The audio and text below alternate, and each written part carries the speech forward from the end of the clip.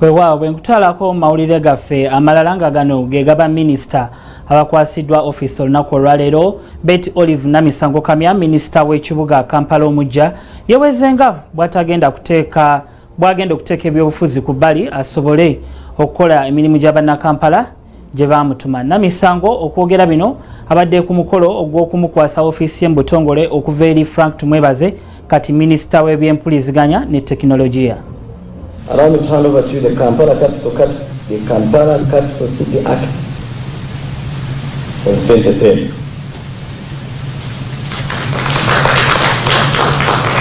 Minisita omujja wa Kampala Betty Olive Namisango Kamya leero lwakwasiddwa ofiisi ye mu butongole okwewala obutakkaanya ng'obwo obubaddewo wakati w'akakiiko ka KCCA ak'oku ntikko ne bannabyabufuzi. Betty Kamya ategeezezza nti wakusa ebyobufuzi ku bbali olwasobola okukola omulimu ogwamuweereddwa. Mu ngeri endala minisita ono gy'agenda okukolamu omulimu gwe wakuteekawo olunaku lumu olw'enkizo olwanaasinkanirangako bannakampala okumanya ensonga ezibaluma olwasobola okubaweereza. Nja kukola appointments, nja kuwa olunaku lwe naatuula mu ofiisi okulaba abantu. Emirimu gy'okusookerako gya kusooka kumanya ekitambula.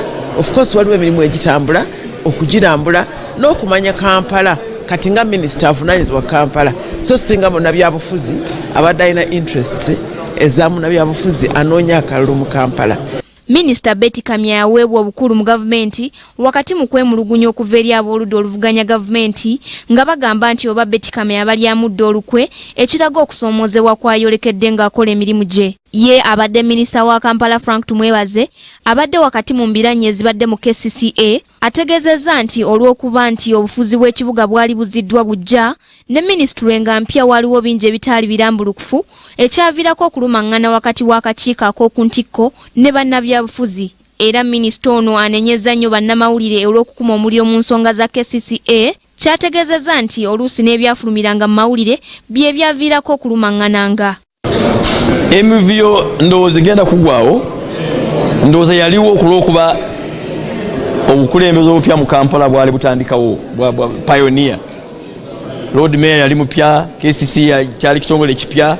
Ndowooza bayiga bulijjo abantu bakayana bayomba, kati ndowooza bayiga kati bagenda kukwatira ddala ensonga za Kampala bazimbe Kampala. Bw'abadde awaayo ofiisi Frank Tumwebaze akuutidde Betty Kamya okuteeka essira ku kulungamya enjuyi zonna ezivunaanyizibwa ku kibuga kubanga y'engeri yokka Kampala gy'eyinza okukulaakulanamu. Abalala bakwasiddwa ofiisi mwe muli Esther Mbayo, minisita w'ensonga z'obwa pulezidenti, Kasirivu Atwoki, minisita w'ebyembalirira, Alex Onzima, minisita omubeezi wa ofiisi ya pulezidenti, ng'ono akwasiddwa minisitule eno agivuddemu Vincent Nyanzi abadde omunyiikaavu ennyo obutadda mu kifo kino. You have always been going to Kyankwanzi, and whenever you used to go there, you get the uniform. In my vehicle, I have brought back 3 uniforms.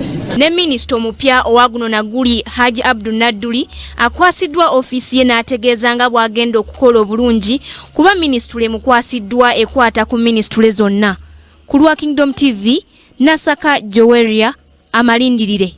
For those good remarks and please This is Kingdom TV.